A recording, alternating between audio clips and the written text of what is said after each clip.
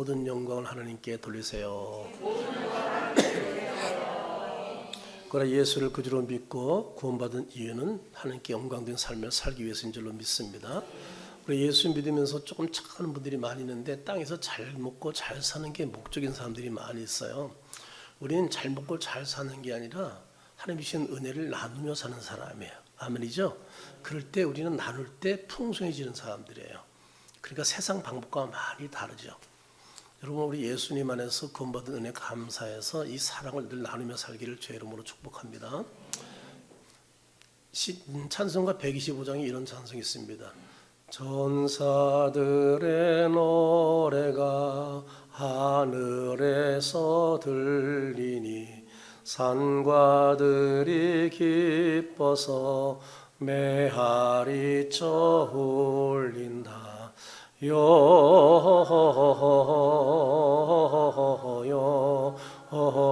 영광을 높이 계신 주께 영광을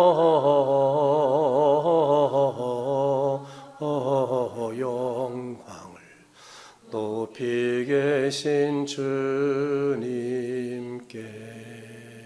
할렐루야죠. 성탄의 밤은 조용했습니다. 그런데 하늘이 열리고 수많은 천군 천사가 찬양하는 겁니다. 그들의 첫 마디는 이것이었습니다. 하나님께 영광이었습니다. 한밤중에 목자들에게 들려줬던 이 메시지는 지금도 가장 중요한 복음 중에 복음입니다. 그런데 왜 천사들은 하나님께 영광을 돌렸나요? 그리고 하나님께 영광을 돌릴 때 어떤 일이 일어났나요?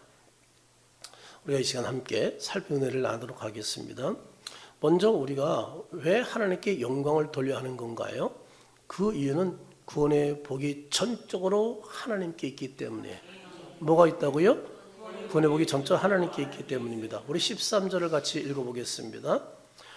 호련히 수많은 천군이 그 천사들과 함께 하나님을 찬송하여 이르되.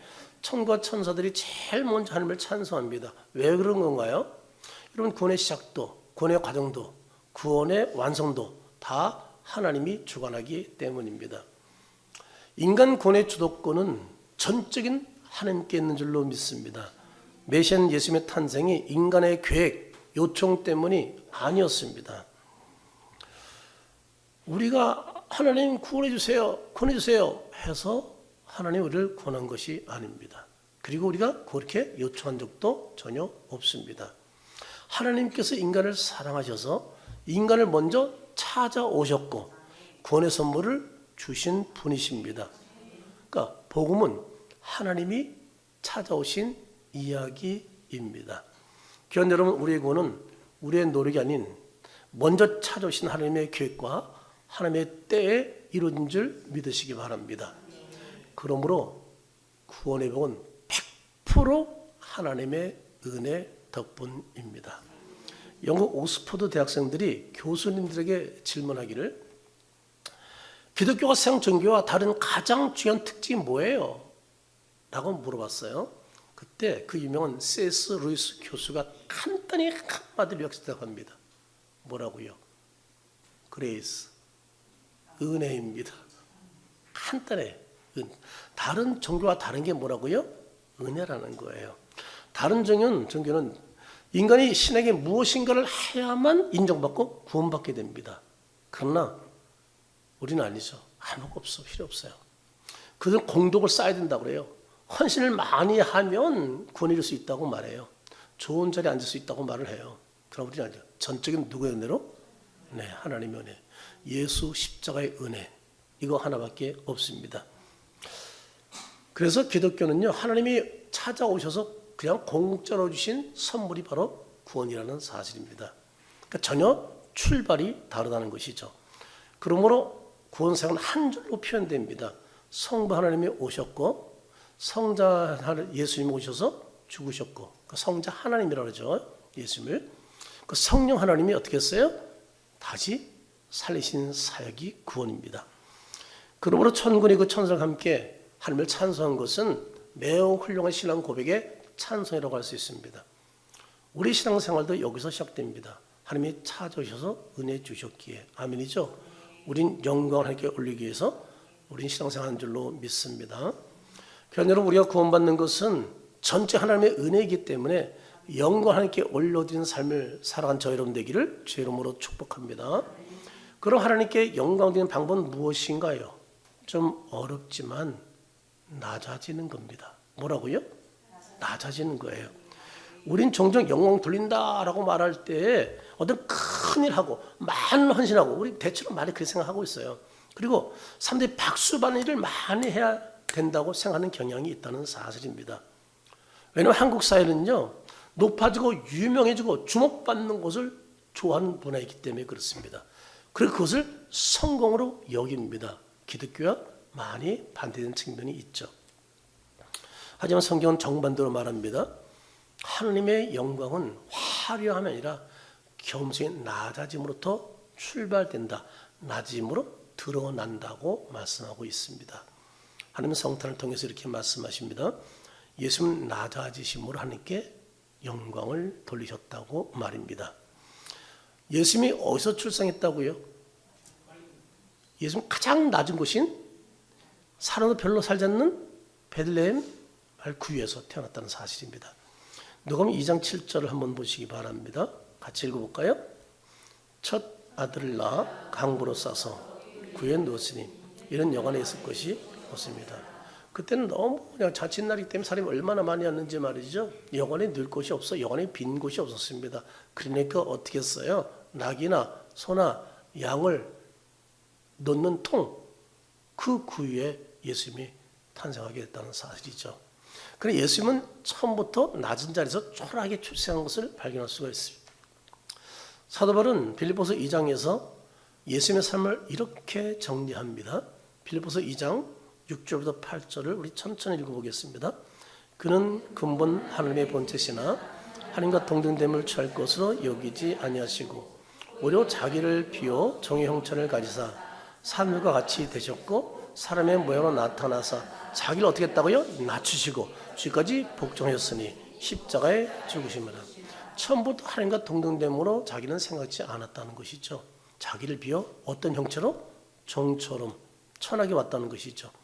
그 사람의 모양으로 오셔서 낮추시고 죽기까지 복종했다. 예수님의 영광의 길은 뭐예요? 자기를 낮추는 길이었어요. 낮아지는 것이 결국 영광받는 길임을 알려주고 있습니다. 그러나 우리는 어디서도 어떻게 해요? 높아지려고 하죠. 그러면 영광을 못 받습니다. 어디서나 낮아진 사람이 영광을 받습니다. 손가락질 해도 좋습니다. 그러나 사람들은 압니다. 저 사람 훌륭한 사람이라고. 그러나 앞에서 막 드러내고 막 해서 박수 쳐 박수 받습니다. 근데 뒤에서 욕합니다. 자기밖에 모른다고. 그 아주 교만하다고. 여러분 겉으로 나타나는 반응이 진정한 반응이란 착각하지 말아야 됩니다. 우리는 언제나 어떤 삶의 환경에서도 낮아진 삶을 사는 것이 중요합니다. 기독교 복음의 거장인 존 스토튼 목사님이 마지막 강연에서 이렇게 말을 합니다. 겸손은 모든 덕목의 뿌리며 교만은 모든 죄의 뿌리다. 겸손은 하나님의 성품을 드러내는 겁니다. 그리고 하나님께 영광 드리는 빛과 소음이 됩니다. 이것이 바로 겸손입니다. 그럼 낮아지는 것이 왜 하나님께 영광을 돌리는 것인가? 하나님은 교만한 자가 아닌 겸손자를 통해서 더 큰 일을 하시기 때문입니다. 예수님께 친히 말씀하시기를 스스로 자기 온 목적을 마가복음 10장 45절에서 말했죠. 인자가 온 것은 성인 받으러 온 것이 아니야. 도리어 뭐라고요? 섬기러 왔어. 그러면서 자기 목숨을 많은 사람의 대성물로 주기 위해서 왔어라고 말합니다. 예수님은 섬김을 받지 않고 섬기셨습니다. 심지어 자기 목숨까지 다 주심으로 구원을 완성하신 분이십니다. 예수님이 오신 목적이 뭐라고요? 섬기러 왔다고요. 낮아지러 오셨다고요. 그러나 우리는 자꾸 높아지길 원해요. 어디 인정받길 원해요. 박수 받길 원해요. 그래서 자꾸 영광의 자리만 좋아하는 인간의 탐욕인 것 같아요. 욕심인 것 같아요. 인간의 그런 자아가 그렇게 잡혀 있는 것 같아요. 그런데 그 안에 성령이 부어지면 달라지기 시작합니다. 자기를 높인 사람이 높아졌던 사람이 스스로 낮아지게 됩니다. 그 낮은 자를 기뻐하게 됩니다. 예수님 만나면 맡을수록 그렇게 삶이 바뀌는 것을 발견하게 됩니다. 그런데 예수님이 이런 모습으로 오셨고 낮으로 왔다는 사실을 깊이 깨달은 사도 바울이 사도행 20장 24절에서 이런 고백을 비슷하게 합니다. 내가 달려갈 길과 주에서께 받은 사명 곧 하나님의 은혜에 복음 증거한 일을 마치려면 뭐라고요? 내 생명까지 귀한 곳에. 우린 내 생명 얼마나 소중히 여겨요. 그렇잖아요. 아니 내 얼굴 소중히 여기잖아요. 그래서 요즘 많이 바꾸기도 하잖아요. 내 생명 위해서 뭐예요? 별의별 력을 다 사먹어. 나이 드신 분들은 조심해야 돼. TV에 나와서 뭐 좋다면 그냥 여기 관절이 더 다 사먹고 말이죠. 어머 세상에 왜 이렇게 많이 먹어. 수북이 쌓아놓고 그냥 아침 저녁으로 먹어. 조심해야 됩니다. 근데 왜 그러는 거예요? 내 생명을 너무 소중히 여기기 때문이죠. 근데 사도 바울은 뭐라고 했다고요? 내 생명 소중히 여기지 않겠다는 거예요. 누구 때문에? 복음 때문에. 아멘이죠. 그래서 예수님을 만나게 되면 자기 생명 주 앞에 던져버리고 삽니다. 근데 신기한 것은 주님이 그때부터 그 인생을 책임진다는 거예요. 피로도 책임지고 말이죠. 인생을 책임져. 하나님이 결국은 우리를 데려갈 날짜에 데려간다는 사실을 아시죠? 여러분은 주님이 데려갈 날짜에 다 가게 돼 있습니다. 여러분 오래 살고 보양문도 오래 사는 게 아니고 주님이 여러분을 데려갈 날짜 되면 딱 데려가게 됐어요. 우리 땅에 출생한 것도 하나님의 뜻 가운데 출생했고 오게 하시면 하나님이고 데려가도 하나님의 뜻과 데려가는 거예요. 내가 80, 90, 100 살고 싶다고 사는 건 아니에요. 어떤 사람은 그냥 청소년 때 갈 수도 있어요. 여기 대학생들 있지만 대학 졸업하고 결혼하기를 원하겠지만 그렇게 못할 수도 있어요. 결국 인생은 누구 손에 있다는 거예요? 하나님의 손에 있다는 거예요. 그런데 이 사실을 인정하는 게 중요해요. 사도 바울은요, 자기 생명까지 바쳐 어떻게 해요? 충성했다는 거예요. 하나님 그러니까 어떻게 해요? 그런 낮은 자를 들어 위대하게 쓰시죠. 할렐루야. 하나님은 이런 사람들을 쓰는 것을 기뻐하신다는 사실입니다. 그리고 하나님 겸손한 자를 교만한 자들보다 더 큰 일을 행하게 하신다는 사실을 고린도 전서를 통해서 또 보여주고 있습니다. 보시죠. 우리가 상상과 정반대입니다. 고린도서 1장 27절 여성이 먼저 한번 읽어보겠습니다. 함께 읽죠. 그러나 하나님께서 세상에 미련한 것들을 택하사 지은 것들을 세상에 약한 것들을 택하사. 이게 말이 안 되잖아요. 미련한 사람이 어떻게 지은 사람을 부끄럽게 해. 지은 사람 때문에 미련한 사람이 바보처럼 취급당하죠. 근데 하나님은 이렇게 하시는 분이라는 거예요. 그리고 세상 약한 것들이 장한 자의 짓밟혀 죽죠. 그렇잖아요. 짓밟혀 살잖아요. 근데 거꾸로 약한 것들이 강한 것들을 부끄럽게 한다는 거죠. 이게 하나님의 공식이야. 세상 방법과 완전히 다르잖아요. 180 다르잖아요. 28절 남성이 있습니다. 하나님께서 세상 차는 것들과 멸시받는 것들과 없는 것들을 택하사 있는 것들을, 이 말이 안 되는 얘기잖아요. 차는 것들, 멸시받는 것들 세상에 인정도 못 받잖아요. 근데 그런 사람을 택해서 어떻게 해요? 있는 것들을 피하신다니, 이게 이해가 되는 말씀일까요? 근데 사도들이 고린도 교회에 지금 이런 말씀을 전하고 있는 거예요. 그리고 29절도 같이 읽습니다. 아무 육체도 하나님 앞에서 자랑하지. 우리가 이 결론 잘 알아야 돼요. 우리 자랑하지 말아요. 여러분 가진 것 자랑하지 말고. 어떤 분은 그래요. 내가 떵떵거리며 한번 살면서 말이야 한번 보란듯이 뭔가 해보겠다. 그리고 저놈 약코냐 코로 확 납작하게 만들어 주겠다. 그런 생각하지 마세요. 참 어리석은 생각이에요. 우린 그런 목적으로 사는 사람이 아니거든요. 우린 있어도 강해도 잘났어도 자랑하는 게 아니에요. 학벌이 좋아도 자랑하는 게 아니에요. 제가 박사학위 받았다고 자랑한 적 있나요? 이러면서 은근히 자랑하네. 예? 저 죽도록 고생했어요. 남들보다 몇 년 더 했어요. 그래서 박사학위 미국까지 가서 5천 명의 학생들 앞에서 받았어요. 그렇지만 그거 무슨 의미 있어요? 그렇잖아요. 제가 그냥 그래도 공부를 워낙 안 했기 때문에 열심히 노력해서 한번 이런 것도 해보자라는 도전을 한 것이지만 그게 무슨 의미 있냔 말이에요. 목회에 무슨 의미 있어? 박사 받은 게. 아무 의미 없어요. 우리가 세상 것 사실 잘할 거 없어요. 하나님 왜 잘하는 자를 안 쓰고 자기를 낮춘 자를 쓰시기 때문이에요. 여러분 겸손한 자를 통해 하나님의 큰일 이룬 사람 보면 성경에 수두룩해요. 그 중에 제가 잠깐 생각나는 두 사람 얘기한다면, 첫째는 요셉이야. 종으로 팔려갔어. 평생 종으로 비천하게 살다 죽을 사람이야. 그가 애굽 그 당시 최고의 강대국의 총리 된다는 거, 여러분 상상이 할 수 있어요. 근데 그는 낮아졌어요. 계속 낮았어요. 자기를 드러지 않았어요. 하나님이 높여. 여러분, 하나님 높이면 흔들 자가 없다. 시작. 하나님 높이면 잊지 마시기 바랍니다. 그럼요. 그래서 하나님이 높여준 자가 돼야 돼요. 자, 질문합니다. 여러분은 직장생활 합니다. 학교를 다닙니다. 여러분, 다른 사람이 여러분 그 자리에서 높여주는 자입니까? 아닙니까? 역으로 제가 어디 가든지 어디서든지 높임 받을 것 같아요? 무시할 것 같아요? 마음대로 생각하세요. 여러분이 높임 받는 건 하나야. 계속 낮아지면 되는 거예요. 남들이 안 하는 신발 똑바로 놔주고, 옷도 걸어드리고, 그리고 먼저 스푼 주고, 주머니에 귀찮지만 가서 요지 1,000원이면 한 통이야. 다 식사권 다 나눠주고. 제가 일을 하거든요. 싫어한다, 좋아한다. 며칠 전에 화목회 초청 집회에서 우리 같이 부부 식사 대접했어요. 제가 일부러 다 섬기는 거예요. 제가 회장이에요.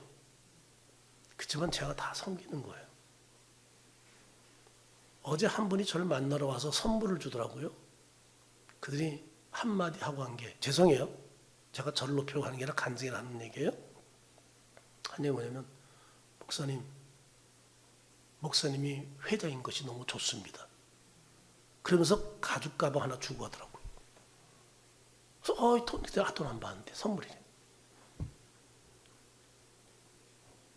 근데 제가 그들 앞에서 내세운 거 없거든요.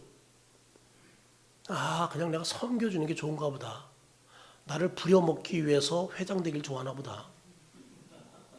그런 것 같아. 그 이상은 얘기하지 않겠어요, 제가요. 자랑하는 게 될 것 같아서. 여러분, 다 해보세요. 양치는 목동이었다고. 그런데 어떻게 했어요? 그런 자를 들어서 하나님이 어떻게 일국의 천하를 제패하는 왕을 만들어 버려. 절대 교만한 자를 안 써요. 사울 버리잖아, 하나님이. 여러분 기억하세요. 예수 믿는 사람은 어디 가든지 섬기면 낮아지는 자야. 절대 어깨 힘주고 자기를 높인 자가 아니에요. 조금 마음만 바뀌면 할 수 있어요. 머리 희끗희끗한 제가 어린 목사들 섬긴다니까. 이번에 시찰에 예배 갔어요. 목사님들 심지어 부목사까지 다 왔어. 제가 주머니 일부러 제 서재 원래 있는데 어디 갈 때만 잊어버리면 그냥 거기 가서 요지가 들다 하고 주머니 딱 들고 갔거든. 파란색 쫙 20여 명 이렇게 나눠줬어요. 부목사들이 일어나서 받아. 30대들이 내가 지금 식단하는 사람이 주는데. 근데 그런 마음을 하는 게 감사한 거예요. 기회 되면 그래서 내가 일부러 휴지도 다 갖다 놔주고. 예전에 제 모습은 아니거든. 처음에 제 모습은 아니에요. 근데 예수님 만나고 점점 신앙이 깊어지면서 바뀌더라고요. 남이 행복한 것이 나의 행복이 되더라고. 그러니까 뭐든지 그렇지 철학이 뭐라고요? 나를 위해 안 쓰고 남을 위해 쓴다. 인생 철학이잖아요. 악착같이 안 사고 남을 사준다. 그러니 하나님이 그래서 가든지 인정받도록 해주시는 것 같아요. 세계적인 작곡가예요. 교회음악가인 요한 세바스찬 바흐, 유명한 사람 잘 알죠. 자신의 모든 악보 마지막에 세 글자 딱 씁니다. 뭐라고요? SDG, Soli Deo Gloria, 오지 하나님께 영광. 멋진 사람이죠. 그런데 흥미로운 것은 바흐가 이 글을 적기 전에 꼭 했던 행동이 있었다고 합니다. 이 글을 적기 전에 꼭 무릎 꿇고 기도한다는 거예요. 하나님, 이 음악을 통해서 사람들이 은혜 받게 해주세요. 그리고 SDG. 참 멋지죠. 그 사람 생각이 어디가 꽂힌지 알겠죠. 멋진 그리스도인이죠. 바의 겸손의 낮아짐이 위대한 음악을 낳게 되었고 그 낮음이 하나님께 영광이 되었다는 사실입니다. 성가대에서 오래 봉사한 한 권사님은 늘 찬양 중에 다음 같은 기도를 한다고 그래요.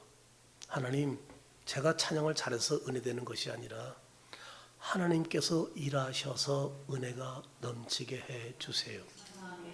찬양단들은 이런 기도 참 멋진 기도라고 생각이 돼요. 내가 뭔가 잘해서, 내가 설교를 잘해서 인기 없고 아무 가치 없어요. 그분이 은혜 주셔서 은혜 받고 하면이죠. 그분이 찬송해 주셔서 은혜 받고 할렐루야. 그럼요. 그래서 오늘 음악 평가할 때 그런 걸 유심히 볼 거예요. 자기 힘으로 멋지게 하느냐 아니면 하나님의 은혜 도취하느냐 두 가지 중에 하나를 고를 거예요. 하나님의 은혜로 찬양하는 사람. 그런 사람의 팍적인 점수를 줄 거예요.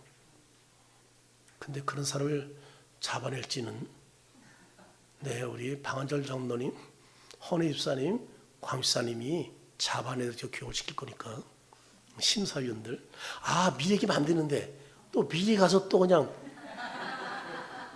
점수 다 뭘 또 이래 백한날 사람 또 이러고 있어. 이름을 잘못 심사위원 얘기하는 게 아닌데 실수했어요. 아무튼 기대가 돼요. 멋지게 또 오늘 이렇게 심사하겠죠. 그러니까 여러분, 우리가 하나님께 영광 돌리는 방법은 뭐라고요? 낮아지는 겸손을 깨닫고 예수님처럼 낮아서 하나님께 영광 있는 삶을 살기를 주의 이름으로 축복합니다. 그럼 하나님께 영광 돌릴 때 오는 선물이 무엇이냐? 오는 선물이 바로 평화입니다. 천사들은 찬송하기를 14절 하반절에 땅에서는 하나님이 기뻐하신 사람들 중에 평화로다라고 말합니다. 평화는 어떤 자에게 주신다고? 여기 중요한 얘기 있습니다. 땅에서 어떤 자? 하나님이 기뻐하는 사람들만이 평화를 누려요. 이 가운데 여러분 삶 가운데 평화가 없다면 죄송해요. 하나님이 기뻐하는 사람들은 아닌 거예요. 지금 중요한 얘기를 하는 겁니다. 어떤 사람에게 하나님이 기뻐하는 사람들에게 주신 평화라는 것을 말씀해 주고 있습니다. 하지만 하나님 주신 평화의 선물을 받는 자는 정해져 있어요. 다시 한 번 말씀드립니다. 누구라고요? 하나님이 기뻐하는 자들입니다. 여기서 하나님이 기뻐하는 사람들은 누구를 말하나요? 여러분 성경 읽을 때 별로 신경 안 쓰고 읽었죠? 이 부분에 있어서. 제가 어제 저녁에 설교 다 준비 끝나고 들어가서 샤워하면서 받은 말씀이에요. 그래서 오늘 아침 와서 다시 설교 다시 편집했어요. 이 부분을 생각 안 하고 지났거든요. 다시 질문합니다. 여기 하나님이 기뻐하시는 사람들은 누구를 말하나요? 두 가지입니다. 첫째 뭐예요? 하나님의 은혜로 선택된 자. 두 번째 예수 믿어 구원받을 자. 아멘입니까? 네. 즉 예수를 구주로 믿고 하나님이 기뻐하시는 구원의 은혜를 받아들인 자. 하나님의 구원을 받아들인 자. 이런 자가 바로 다시 말해서 이 자리는 저와 여러분이라고도 얘기할 수가 있을 겁니다. 그런데 이 놀라운 복을 가장 먼저 받은 자가 누구였다고요? 누구였다고요? 이 복을 가장 먼저 받은 자가 누구예요? 이 노래를 지금 누가 듣고 있는 거예요?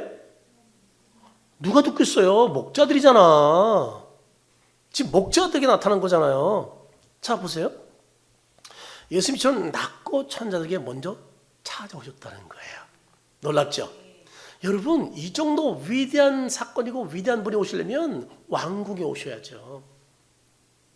그런데 천하고 천한 사람들이 별로 신경 안 쓰는 그런 목자들에게 나타났어요. 그래서 이런 노래를 불러준다고요. 여러분 이 놀라운 광경을 본 목자들의 모습이 어땠을 것 같아요? 이런 말씀을 들었을 때 목자들의 심정이 어땠을 것 같아요? 네? 입장을 바꿔봐요.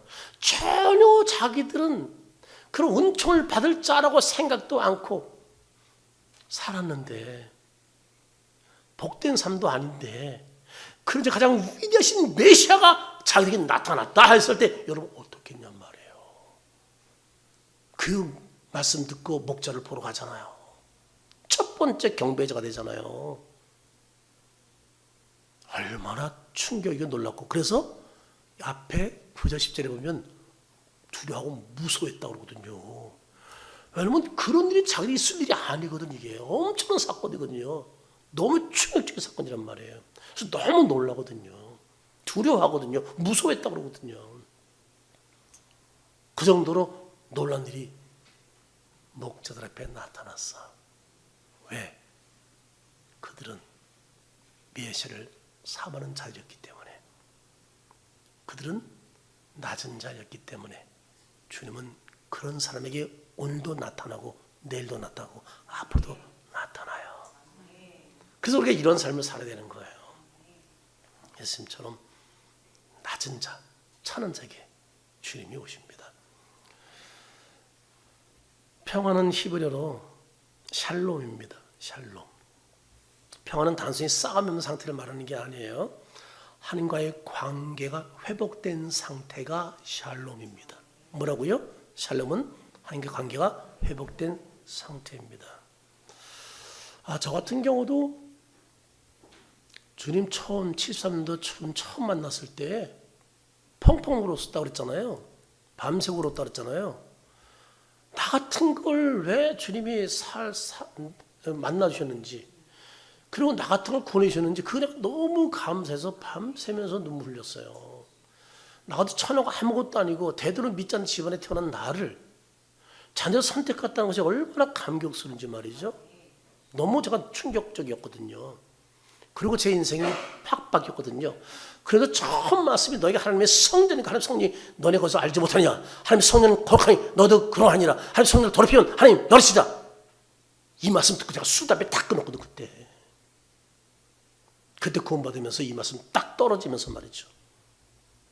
제가 생쾌락을 끊어버렸거든요. 춤추러 가던 거 끊어버렸거든요. 23살. 저는 그 2층 상가교회에서 기도하던 그 환경을 지금도 잊을 수가 없어. 지금 그 건물 없어. 지금 지나가면서 봐도 없어요. 저를 위해서 있다가 없어진 건물인데 지금도 잊지 못해요. 오늘날 우리 사회의 갈등의 뿌리는 내가 옳다, 내가 영광을 받아야 한다는 충돌에서 나옵니다. 하지만 영광을 돌릴 때, 즉 주님의 자리를 하나님께 올려드릴 때 비로소 인간에게는 평화가 찾아온다는 사실입니다. 왜 다툼이 많아요? 정치 왜 다툼이 많아요? 다 내가 우선이고 내가 왕이야. 내가 다 차지해야 돼. 다툼일 수밖에 없죠. 세상은 그래요. 내 교회는 달라야 돼요. 예수 믿는 사람은 달라야 돼요. 가정의 평화도, 교회 평화도, 그리고 사회 평화도 영광을 인간이 차지하려 할 때는 깨집니다. 지금 많이 보잖아요. 근데 영광을 그분께 돌릴 때는요, 평화가 임합니다. 그런 나라가 되기를 주 이름으로 축복합니다. 요한복음 10장 27절에 예수님께서 하신 말씀 볼까요? 다 같이 읽어볼까요? 평안을 너에게 끼쳐노니 곧 나의 평안을 너에게 주노라. 내가 너에게 주는 것은 세상이 주는 것 같지 아니하니라. 너희는 마음에 근심하지도 말고 두려워하지도 말라. 예수님이 주시는 평안은요, 세상에 주는 것처럼 일시적인 것이, 잠깐인 것이 아니에요. 예수님이 주신 평안은요, 고통의 십자가 위에서도 고연 평화예요. 고통스러운 죽임을 당하면서도 흔들지 못하는 영원한 평화예요. 이 평화를 받은 사람은 고통 속에서도 평화를 누려요. 이 평화의 선을 받은 사람은 두려운 환경 속에서도 평화를 누려요. 다 죽은 환경 속에서도 평화를 누려. 이 평안을 주님이 주시는 평안이에요. 이 평안을 여러분들이 누리며 살길 간절히 바랍니다. 이 평안의 복을 받은 성도는요, 사도 바울이 두려운 환경 가운데서 로마서를 쓰면서도 누렸던 평안을 누리게 되는데, 사도 바울이 어떤 평안을 누리는가 볼까요? 우리 로마서 8장 38절 이하를 보겠습니다. 내가 확신하노니 사망이나 생명이나 천사나 권사들이나 현재이나 장래이나 능력이나 높음이나 깊음이나 어떤 다른 풀벌에도 우리를 우리 주 그리스도 예수 안에서 하나님의 사랑을 끊을 수. 아니, 사망, 생명, 어머 세상에 완전히 모든 걸 초월한 사람이야. 그래서 그런 환경 속에서도 하나님의 사랑이 나를 끊을 수 없다.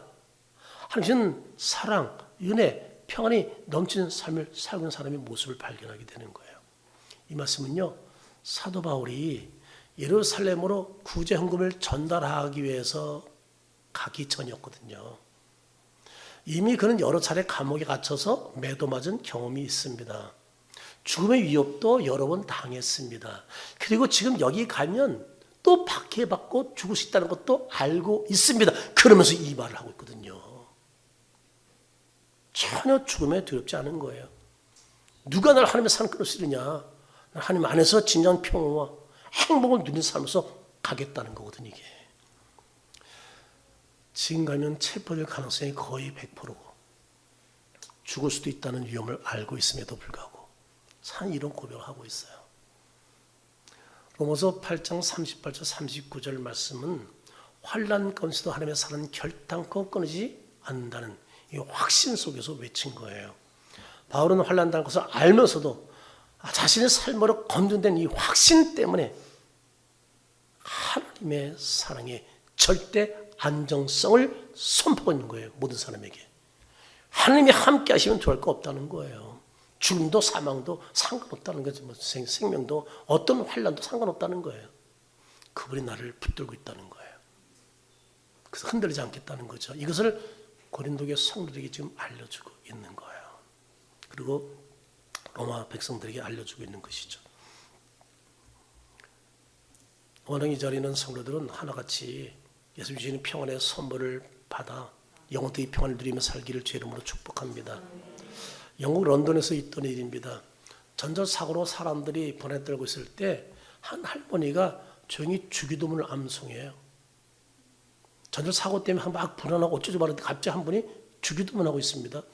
그러니까 곁에 있던 사람들이 아마 불안했었는데 다 따라서 주기도문을 하고 있는 거예요. 영국이 그래도 기독교 나라니까 그런 게 가능한 거죠. 그러자 몇 분의 불안에 떨던 사람들이 마음이 서서히 편해졌다는 겁니다. 그때 할머니가 좀 분위기가 좀 가라앉으니까 그때 이런 말을 한다는 거예요. 우리가 영광 하나님께 돌리면 하나님 우리에게 평화를 주십니다. 성경 그대로죠. 오늘 본에 등장 천군천사들의 말과 같습니다. 지극히 높은 곳에 하나님께 영광이요 땅에서는 하나님이 기뻐하신 사람들 중에 평화로다.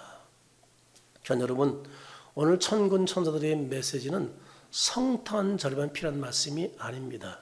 이 말씀은 오늘 그리고 내일 등 매일의 삶에서 필요한 말씀인 줄로 믿습니다. 귀한 여러분, 성탄은 하나님이 우리에게 무엇을 주셨는가 보다 우리가 하나님께 영광을 돌려야 무엇을 돌릴까? 라는 것에 초점이 맞춰질 줄로 믿습니다. 선들이 선언한 그 메시지처럼 지극히 높으신 것에는 하나님께 영광이란 찬송이 저와 여러분의 가정에 넘쳐나기를 축복합니다. 그럴 때 하나님이 약속하신 강같은 평화가 우리의 삶 가운데 조용히 그리고 깊이 있게 임할 줄로 믿습니다. 여러분, 성탄절 천사들의 메시지는 메리 크리스마스가 아닙니다. 뭐라고요? 하나님께 영광입니다.